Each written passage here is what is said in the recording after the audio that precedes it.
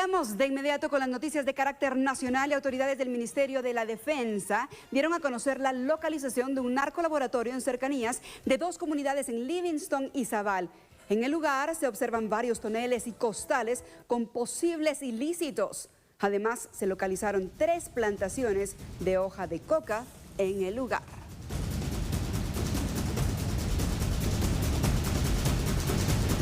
Bueno, y ahora nos ubicamos en el norte de Guatemala, en Petén, y es que una mujer fue capturada implicada en el asesinato de un abogado.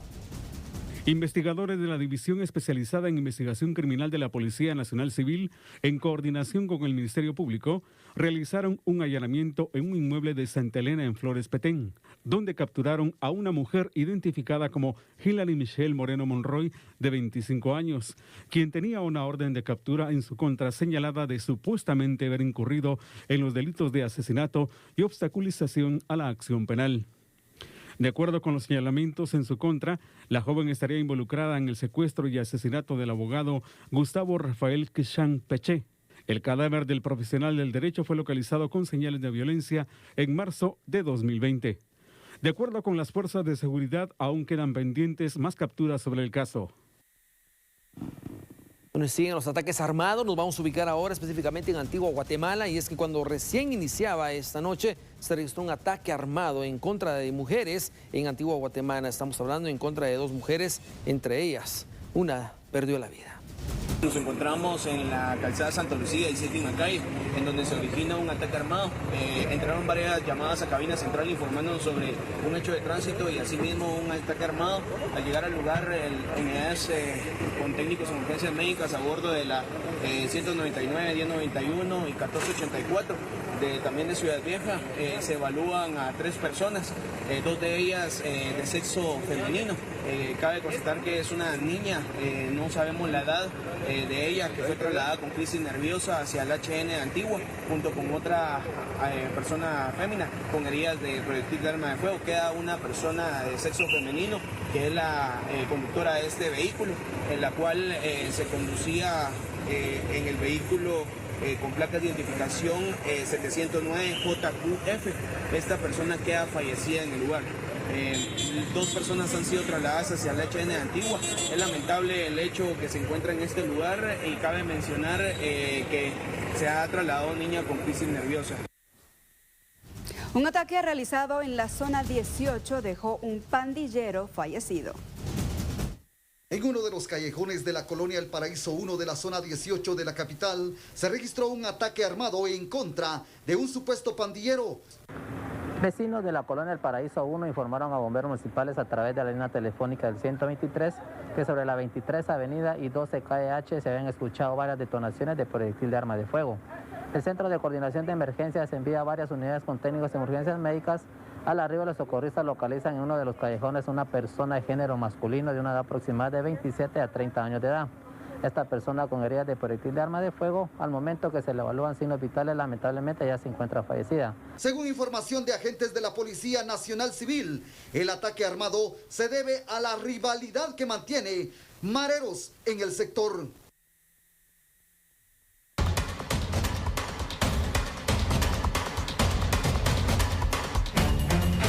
Los 6 pandilleros fueron capturados, la mitad de ellos en Retaluleu y otros en Ciudad Quetzal. Todos armados con un arsenal increíble.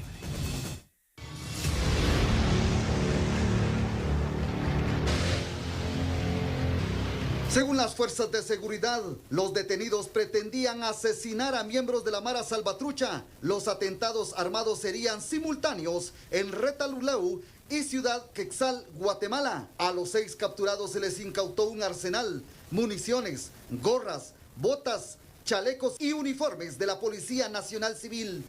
Cabe mencionar que se les ha incautado varias armas de fuego, incluyendo un fusil de uso exclusivo de las fuerzas de seguridad. Es un arma automática muy peligrosa en manos de criminales. Ahora se reporta la detención en el departamento de Retaluleu de un hombre de 50 años, Héctor Alberto Marroquín, y de Giovanni Cabrera Batres, de 22 años. Ellos se encontraban en el barrio San Luis, San Sebastián, Retaluleu, cuando se conducían a bordo de un vehículo y se les ha incautado más de 150 municiones y también se les incautó armas de fuego. Mientras que en el sector de Ciudad Quetzal se captura a los 4 presuntos sicarios, quienes han sido reducidos al orden inmediatamente por agentes investigadores y de la Comisaría 16 de la Policía Nacional Civil. Ellos son Jairo Poitán Colón, de 36 años, Pedro Mata Azurdia, de 46, Diego Andrés Mencos Paz, de 25, y Rudy Reyes Hernández, de 48 años. Según investigadores de la DEI, de Dipanda de la Policía Nacional Civil, los ataques armados que pretendían realizar los sicarios detenidos se debe a la disputa que mantienen por territorio y el cobro de extorsión.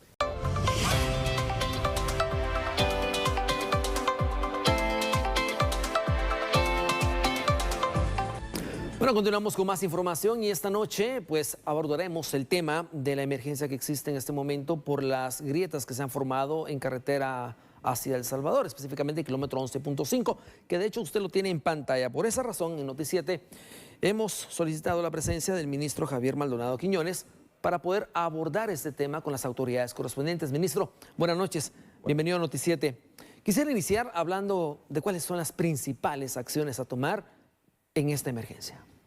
Muchas gracias, antes que todo, buenas noches y gracias por la oportunidad. Ya 24 horas o un poco más transcurrió desde los alertivos del hundimiento en el kilómetro 11.5, donde se hizo presencia de forma inmediata, y también explicarle a la población de que esto es un evento que, si bien es cierto, ya habían bastantes cartas que se habían enviado.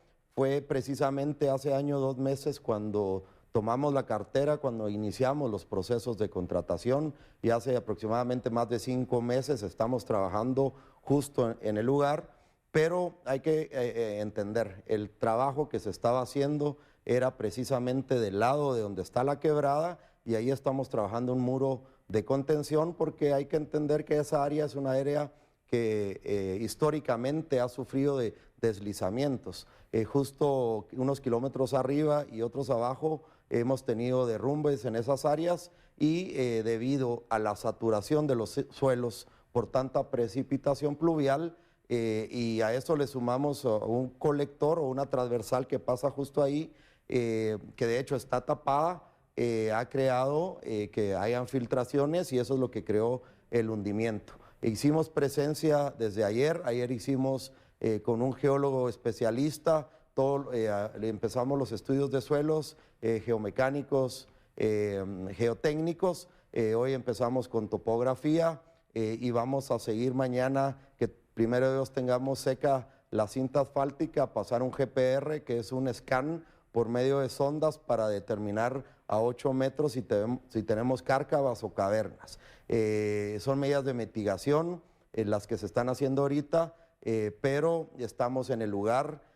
También comunicarles que el día de ayer se decretó por medio de un acuerdo ministerial la restricción del tráfico pesado, el cual, después de los análisis que hicimos el día de hoy, la visita que hicimos junto con el Ministerio de la Defensa, Cuerpo de Ingenieros, personal de Covial y con Red, determinamos de que podía pasar el tráfico pesado, por lo cual hoy en la tarde derrogué ese acuerdo ministerial y saqué otro donde restringimos. Hay que entender, restringir no es prohibir. Restringir, en este caso, solo vamos a limitar el tráfico pesado en los horarios permitidos habituales, y vamos a reducir la velocidad a 30 kilómetros por hora para evitar la vibración y que siga esa misma vibración dañando el área. Ahora bien, ministro, este es un problema que viene de hace varios años, ¿no? Por varios factores, definitivamente. ¿Usted podría ampliarnos estos detalles? Claro, esto debido al crecimiento de urbanización y poblacional del área, se ha determinado de que hay muchas fosas sépticas. Entonces, todo ese material, pues obviamente va filtrando, sumado a la cantidad de agua que ha caído y a esa transversal que está tapado, pues es lo que creó este hundimiento. Sin embargo, se ha trabajado, agradecerle al alcalde de Santa Catarina Pinula y al alcalde de la ciudad capital, nos están apoyando con el tema de las policías municipales de tránsito. Hemos estado en coordinación con ellos y pues en conjunto vamos a sacar adelante. Cabe mencionar que si bien es cierto, ayer se generó mucho caos y con justa razón, pedirle a la población que nos enfoquemos en los medios de comunicaciones oficiales del ministerio. Ahí siempre estamos poniendo al tanto, siempre estamos actualizando las noticias y de verdad no nos dejemos engañar por algunas otras personas que dan una información falsa y generan el caos, que fue el caso de ayer. Estamos trabajando, como le digo, tenemos el contrato ahí, vamos a ampliar el muro de contención porque, como explico, es un área de deslizamiento, entonces en la parte baja de la quebrada vamos a ampliar ese muro de contención y obviamente haremos los estudios para determinar exactamente cuál es el trabajo, no solo paliativo y de mitigación, sino que correctivo. Al mismo tiempo, informarle a la población que desde el día de mañana, en conjunto con el ministro de la Defensa, nos va a apoyar empezando a movilizar los puentes Baileys que tenemos, a diferencia de lo que había pasado en Villanueva, si se recuerdan, cuando pasó Villanueva todavía no teníamos puentes Bailey y gracias a Dios se dio una respuesta profesional, una respuesta técnica y la cual en 2 meses pues ya no hablamos del hoyo de Villanueva porque se hizo un trabajo no solo paliativo sino que correctivo. En esta ocasión va a pasar lo mismo, a diferencia que vamos a empezar a poner los puentes Bailey para asegurar que ese peso muerto, esa dinámica del tráfico, que son más de 80,000 vehículos a diario que transitan y por la noche se intensifica con el tráfico pesado, lo que va a hacer el puente Bailey es retirar la carga fija de todo el tráfico y nos va a permitir seguir haciendo los estudios y hacer trabajos subterráneos sin parar la transitabilidad de los guatemaltecos. Ahora bien, ministro, usted habló de estas medidas a tomar definitivamente en esta ruta tan principal, tan importante. ¿Qué le diría usted a la población que utiliza esta importante ruta todos los días? Pues antes que nada agradecer la comprensión. Obviamente se genera colas, estamos trabajando para ustedes. Y lo hemos venido demostrando en esta y en todas las emergencias. Hay que recordar que para nosotros una emergencia no necesariamente es un estado de calamidad. Para nosotros una emergencia es que se viene un deslizamiento, se van los aproches de los puentes, se van los puentes y nosotros las estamos atendiendo. Te comento, son más de 15 emergencias que tenemos a diario en toda la República, ¿verdad? Los frentes fríos vienen. Acaba de pasar un ciclón por el lado del Atlántico, se está formando justamente hace 3 días otro en el Atlántico y otro en el Pacífico y obviamente, si bien es cierto, no van a llegar primero Dios a Guatemala de forma directa, pero esa carga de humedad y de agua van a afectar al territorio nacional con más lluvia y eso complica la situación, ¿no? Porque la canícula fue muy corta y no permitió que la tierra o el terreno pudiera drenarse y con eso los suelos están sobresaturados de humedad y de agua y los hace bastante vulnerables. Definitivamente, ministro. Bueno, sabemos que también el ministerio está trabajando en varios proyectos a nivel nacional. ¿Cuáles son los avances que existen hasta el momento de ellos? Pues gracias. La verdad, la gente que maneja ahorita en las carreteras centroamericanas, algunas rutas nacionales y departamentales, pueden ser testigos y dan fe de la cantidad de trabajo que iniciamos hace un mes. Se recuerdan, la ley de infraestructura estratégica ya está adjudicada, ya están en ejecución. El estado de calamidad, que históricamente por primera vez en Guatemala en un solo mes logramos adjudicar todos los proyectos, también todos están en ejecución y a eso sumale el plan operativo anual de nuestro presupuesto regular, que son alrededor de 300 proyectos más. Entonces, al día de hoy tenemos alrededor de 640 proyectos en toda la República. Pedirle a la población esa paciencia.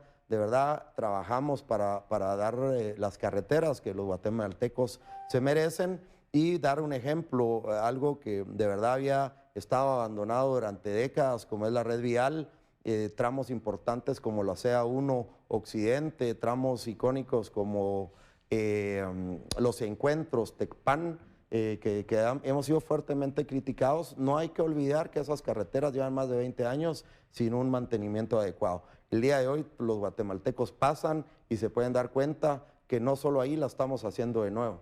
Estamos desde La Mesía, Huehuetenango, que son más de 80 kilómetros, y así en ese mismo tramo de Huehuetenango hacia la ciudad capital, sobre la CA1 Occidente, pueden encontrar varias empresas trabajando simultáneamente. Lo mismo en la CA2 Occidente, lo mismo de Mazahua, de Escuintla para Mazahua, lo mismo CA1 Oriente, básicamente todas las carreteras centroamericanas, puentes en rehabilitación y todas las emergencias. De verdad es una razón para pedirle otra vez a la población que si ahora se generan las colas en estas áreas, pues gracias a Dios es por el trabajo que se está logrado haciendo, pedirles la paciencia.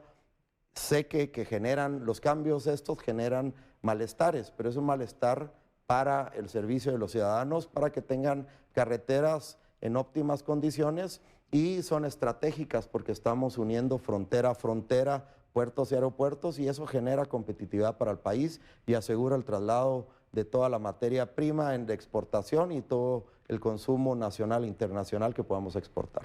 Señor ministro, para finalizar, sabemos de las acciones de las emergencias y también los proyectos que existen. ¿Cuál sería el mensaje para la población?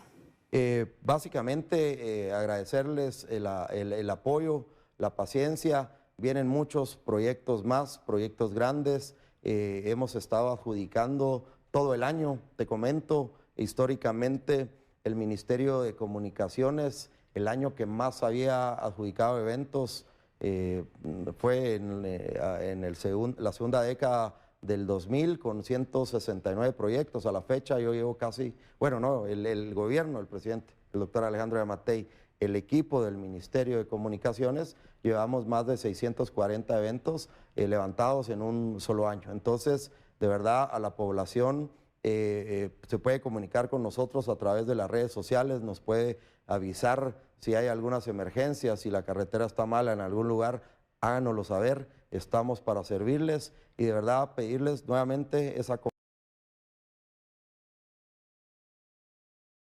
Siempre lo digo, no tiremos basura en las carreteras. De verdad, eso es algo que tenemos que ir cambiando, porque esas transversales que se tapan por la basura generan precisamente estos caos en las carreteras, y es más fácil y más barato el mantenimiento que hacerlas de nuevo. Así que, de verdad, muchas gracias por el tiempo, agradecerles a ustedes y decirle al pueblo guatemalteco que estamos trabajando y seguiremos trabajando. Feliz noche. Señor ministro, muchísimas gracias. Esto ha sido parte ya del pronunciamiento de las autoridades en relación a las emergencias y a otras acciones más que se están tomando a nivel nacional. Vamos a una pausa, ya volvemos.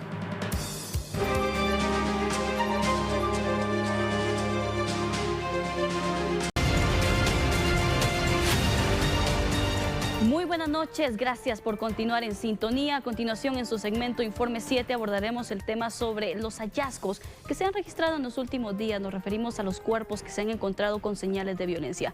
Precisamente hoy, en el kilómetro 13 de la ruta al Pacífico, se localizó el cuerpo sin vida de un hombre envuelto en sábanas. Transeúntes dieron aviso a los cuerpos de socorro.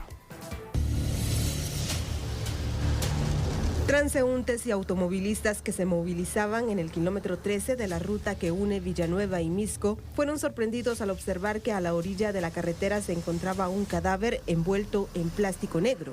Debido a que el plástico estaba roto en uno de los extremos, se podía observar a un hombre atado de pies y manos de complexión delgada, que tenía una cicatriz visible en el antebrazo izquierdo. Por la posición del cuerpo, autoridades presumen que a la víctima le dieron muerte en otro lugar y abandonaron el cuerpo en este sector. Fiscales del Ministerio Público examinaron la escena del crimen y realizaron los peritajes correspondientes para determinar la causa de muerte y establecer la identidad del fallecido. Autoridades han localizado varios cuerpos en las mismas circunstancias en los alrededores, por lo que podría tratarse de grupos de crimen organizado. Ahora bien, un pandillero fue sentenciado a más de medio siglo de cárcel por el crimen que cometió en contra de dos hermanas, quienes precisamente sus cuerpos fueron localizados sin vida en la calle. En noviembre del 2017, en la carretera al Atlántico, se encontraron restos humanos en varios costales y bolsas de nylon. La investigación estableció que se trataba de las hermanas Britney Adriana y Nelly Stephanie Túnez Jiménez. En el Tribunal Sexto Penal fue juzgado por ese doble crimen Jimmy Efraín Cruz Huertas. Bajo engaños, el recluso llamó a la menor de las hermanas para que llegara al asentamiento La Candelaria en la zona 18. Se probó la existencia del delito de asesinato, pues se estableció que el acusado, el día 15 de noviembre del año 2017, se comunicó con Britney Adriana Túnez Jiménez. La citó en el asentamiento Candelaria, Colonia Limón, zona 18 de la ciudad de Guatemala, a través de llamadas telefónicas. Y una vez se encontraban las agraviadas en dicho lugar, el acusado participó en el hecho de torturar, descuartizar y asesinar a Britney Adriana y Nelly Stephanie Túnez Jiménez. En el juicio, un perito explicó que las hermanas fallecieron por una herida provocada en el cuello. La pesquisa agregó que la hermana mayor estaba embarazada. Los jueces declararon culpable a Cruz Huertas y le impusieron 52 años de cárcel por el doble asesinato. Pues quedó debidamente probado que las víctimas fueron descuartizadas cuando todavía se encontraban con vida. Y es un hecho notorio que la muerte de las mismas fue producida en una de las formas más aberrantes, sin ningún tipo de empatía hacia su condición de mujeres, habiendo quedado probado que al momento de la muerte de Britney Adriana Túnez Jiménez era menor de edad y que Nelly Stephanie Túnez Jiménez estaba embarazada. Por lo tanto, segundo, que por la comisión de este delito se le impone a Jimmy Efraín Cruz Huertas la pena de 52 años de prisión inconmutable, pena que deberá cumplir en el centro de reclusión que designe el juez competente. En unas cámaras de tránsito quedó evidenciado que desde un vehículo gris fueron lanzados los restos humanos de las hermanas Túnez Jiménez en noviembre del 2017.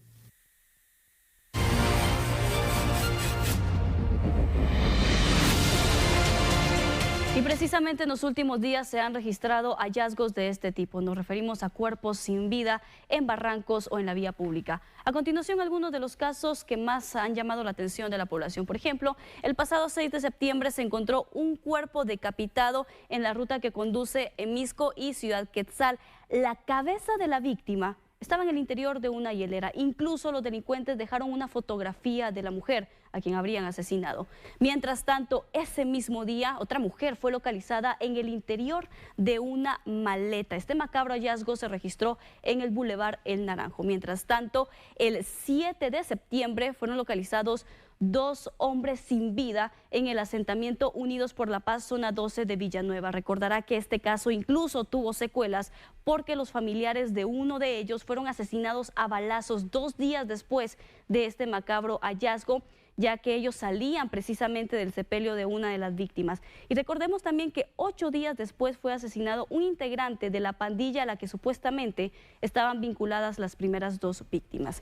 Ahora bien, el día 20 de septiembre, un hombre fue localizado sin vida con señales de violencia en el puente que comunica Las Charcas con Ciudad San Cristóbal. Ahora bien, el pasado 21 de septiembre, en el interior de un vehículo en la zona 3 capitalina, también se localizó el cuerpo sin vida de un hombre. Pero ¿cuáles son las características de estos cadáveres? ¿Cuáles son las señales o el mensaje de la muerte que dejan los pandilleros al momento de dar precisamente estos macabros hallazgos? Por ejemplo, las señales de violencia más frecuentes son heridas de arma blanca o arma de fuego. Los cuerpos se han encontrado atados de pies y manos. También algunos presentan torniquetes en el cuello. Y, por supuesto, la principal característica, se encuentran envueltos en plástico y sábanas y en el interior de vehículos o maletas. Precisamente las autoridades del Ministerio Público también han dado a conocer acerca de las estadísticas que se tienen con relación a los hallazgos de los cuerpos y, por supuesto, ¿cuál es el mensaje que buscan enviar las estructuras criminales a sus rivales o a la población? Esta es la respuesta. Este tipo de acciones es ejecutada por distintas organizaciones criminales. Incluso dentro de los estatutos de las pandillas se encuentra la regla de eliminar a los rivales que arriben a sus territorios, por lo que si un integrante de la pandilla contraria ingresa a sus puntos de operaciones, los pandilleros del lugar les pueden dar muerte, así como también le pueden dar muerte a los integrantes de su propia pandilla si cometen un error, como por ejemplo quedarse con el dinero de la pandilla. Aparentemente ellos quieren enviar un mensaje sobre el supuesto control de un territorio. Sin embargo, sabemos que Policía Nacional Civil es la que realiza estos patrullajes y la que da seguridad en distintos puntos de la ciudad, tomando en cuenta algunos antecedentes, como en estos casos. A nivel nacional, de enero a septiembre se han localizado 53 cuerpos con estas características, según lo que se daba a conocer por parte del Ministerio Público. De estos 53 cadáveres, 29 corresponden a casos de homicidio, 22 son asesinatos y 2 son femicidios. Ahora bien, la mayor cantidad de estos hallazgos se han registrado en el departamento de Guatemala y, por supuesto, los municipios con mayor incidencia son Guatemala y Villanueva, pero también las autoridades daban a conocer que en otros municipios aledaños se ha registrado este tipo de hallazgos. Según las autoridades también de cuerpos de socorro, al menos 2 veces por semana se registra este tipo de llamado, a los cuales ellos deben acudir y se encuentran precisamente con cuerpos sin vida. Y en algunos otros lugares, pues según las llamadas de alerta, indican de que ven bultos envueltos por lo regular en nylon o costales, donde se destacan las unidades de emergencia. Específicamente estamos hablando de zona 12, zona 18, ruta al Atlántico, Santa Lucía de los Ocotes, el departamento de Guatemala, el municipio de Amatitlán, específicamente en la ruta antigua. Y en las últimas oportunidades en Palín, donde las personas indican ver estas bolsas extrañas a donde llegan los paramédicos y se hace la evaluación correspondiente, constatando que sí se trata de personas fallecidas, por lo que se avisa a las autoridades correspondientes. Posteriormente se hacen los traslados. Hemos tenido dificultades ya que no podemos ver el sexo ni la edad de las personas, ya por la forma en que se encuentran, que según el Ministerio Público así se debe trasladar hacia las diferentes morgues. Es por eso que se trasladan y no podemos dictaminar esto. Se atienden alrededor de 2 casos por semana, específicamente en los lugares antes mencionados. Ahora bien, ¿se ha preguntado qué pasa por la mente de estos asesinos cuando cometen estos crímenes, cuando abandonan los cuerpos? Un experto nos explica. De que cuando las personas ya se dedican a este tipo de actividades seriales, pues ya sienten placer al realizar este tipo de actividades. O sea, ahí es donde ellos se realizan, en el placer de quitarle, arrebatarle la vida a alguien bajo otras condiciones también que ha de ser, imagino yo, muy dramáticas, y todavía aún más tener, como yo les decía, tener esa paciencia, tener ese cuidado de trasladarlos de un lugar, de envolverlos, de dedicarle pues a realizar ciertos trazos de nudos, ¿verdad? Para envolver el cuerpo e irlo, digamos, conducirlo y dejarlo en un lugar baldío o público. Bueno, ya como indicaban las autoridades, la mayor parte de estos hallazgos corresponde precisamente a la guerra que existe o la disputa de territorio entre pandillas. Con esta nota me despido, yo lo espero la próxima semana en su segmento Informe 7.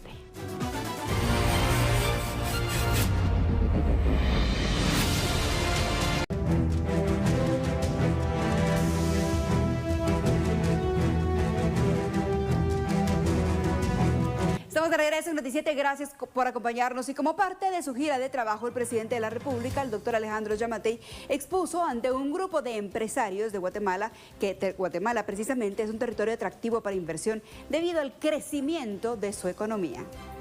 Para mí es un verdadero gusto encontrarnos en este importante evento para promover las inversiones, la generación de oportunidades y el empleo en Guatemala. Este encuentro, que reúne a algunos de los principales inversionistas de Estados Unidos y Guatemala, forma parte de nuestra estrategia de atracción de inversiones dentro del eje de la competitividad, que ha generado a la fecha 1.450 millones de dólares hasta el día de ayer. Y en octubre va a ser el foro Forbes en español en Guatemala, primera vez que se hace fuera de México, 17, 18 y 19 de octubre. Calculamos levantar unos 5 o 6 mil millones de inversión extranjera para el año entrante. Tenemos un presupuesto transparente. Increíblemente, el Departamento de Estado, que no me quiere mucho, acaba de nombrarnos como uno de los 50 países en el mundo con mayor transparencia en el gasto presupuestario, en la transparencia presupuestaria. Esos son datos que están ahí de la semana pasada. Bloomberg, como si no hubieran puesto de acuerdo, declaran tierra Guatemala la moneda más estable de Latinoamérica en los últimos 20 años. Y lo único que necesitamos es la confianza de los inversionistas en llegar a Guatemala. Se van a encontrar con un país que le abre las puertas al inversionista.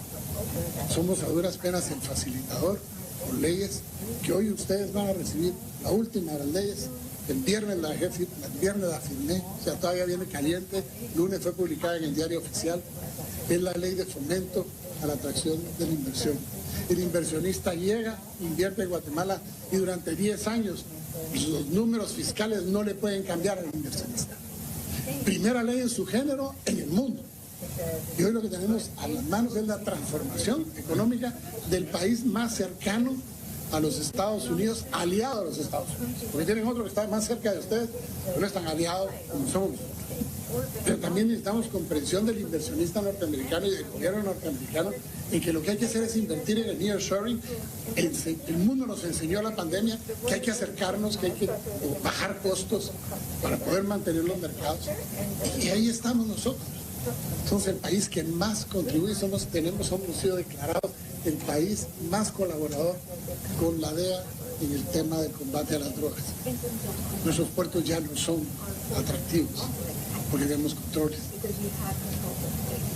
Vamos a tener el año entrante, primero Dios en agosto, el puerto Quetzal, el puerto más grande de Guatemala sobre el Pacífico.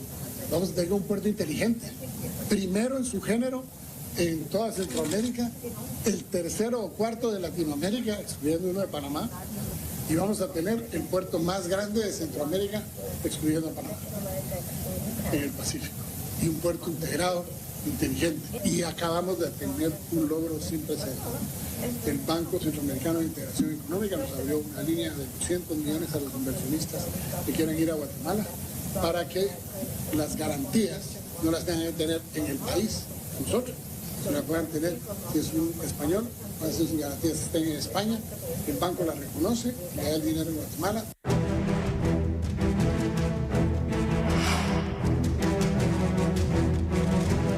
En busca de contener la inflación, por cuarta ocasión consecutiva, la Junta Monetaria ha decidido, por unanimidad, aumentar la tasa de interés líder en 0.25 puntos básicos para situarla en el 3%. La decisión se tomó con base al análisis de coyuntura económica entera e interna y luego de evaluar el balance de riesgo de inflación que se ve influenciada por el conflicto entre Rusia y Ucrania. Junto a los cambios en el precio internacional de materias primas, se proyecta que la inflación cierre en el 8.75% en el año 2022 y alcance el 5% el próximo año.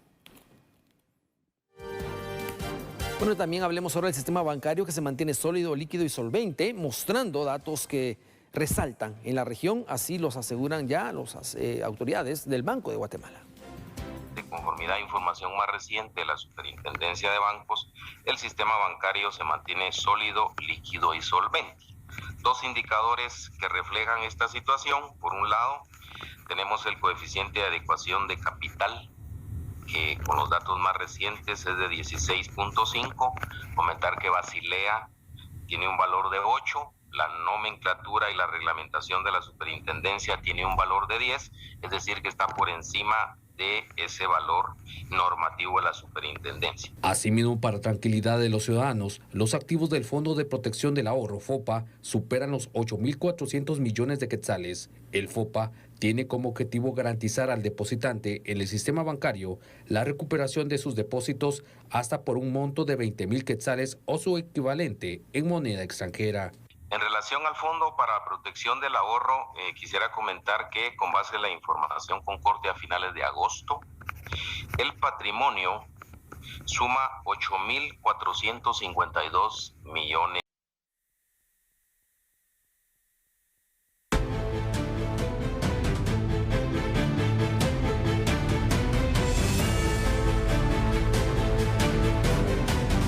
Información de última hora, ataque armado deja a una persona herida en Chinautla. Es José Martínez con los detalles. Buenas noches, adelante.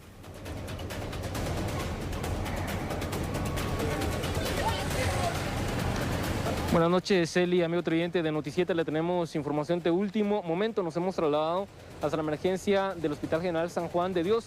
en donde hace algunos minutos ingresa un muchacho con heridas de proyectil de arma de fuego. Resulta que pasadas las 9 de la noche, los vecinos del sector 9 de la colonia San Julián, esto en el municipio de Chinautla, escucharon detonaciones de arma de fuego. Cuando salieron a ver qué era lo que estaba pasando, encontraron a un joven gravemente herido. Los bomberos voluntarios de la compañía número 122 llegaron hasta ese punto para poder auxiliarlo y en cuestión de minutos lo han trasladado a esta que es la entrada principal de la emergencia del Hospital General San Juan de Dios. Él venía acompañado de una señora, precisamente fue identificado como José Alfredo Lemus Lic, y venía acompañado de su señora madre, la señora María Martina Gómez, quien lo identificó y que en estos momentos se está esperando precisamente el resultado de la evaluación primaria que los médicos han hecho a este joven, dado que ha ingresado directamente al área roja. Le digo, el impacto de proyectil de arma de fuego lo trae pronto de esta grave herida que delincuentes le ocasionaron con arma de fuego. Le digo, esto sucedió en el sector 9 de San Julián, en el municipio de Chinautla. Aparte de lo que podemos informar, Eli, a esta hora de la noche, vuelvo contigo al set principal de Noti7. Muchísimas gracias, José, por brindarnos esta información. Estaremos al pendiente de más detalles. Bueno, y continuamos con más información. Nos vamos a trasladar ahora a San Marcos, a Ixiguán y Tajumulco, y es que ya las familias empiezan a abandonar sus viviendas debido al resurgimiento del conflicto y al secuestro de un agente de la Policía Nacional Civil.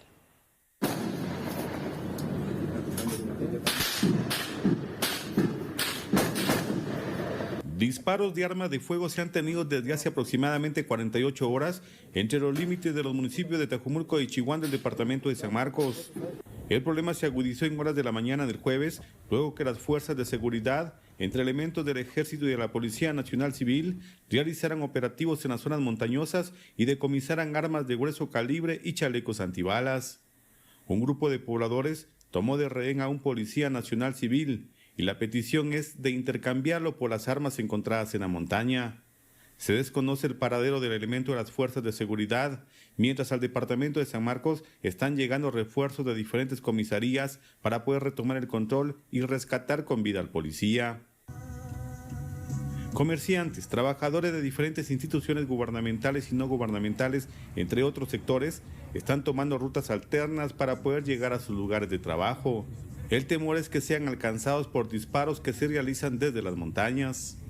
Los propios vecinos de las comunidades en conflicto piden a las autoridades la intervención inmediata, debido a que existen familias que están sufriendo las consecuencias y han tenido que abandonar sus casas para salvar sus vidas.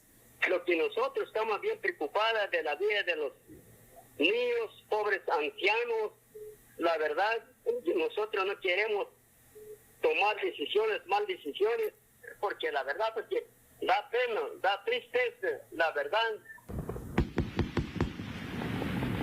En las instalaciones de Gobernación o de la Brigada de Operaciones para Montaña del Ejército se tienen programadas reuniones con altos mandos de las fuerzas de seguridad y de nuevo poner orden en la región que recientemente estuvo en estado de sitio. Reporta desde San Marcos, Carlos Barrios.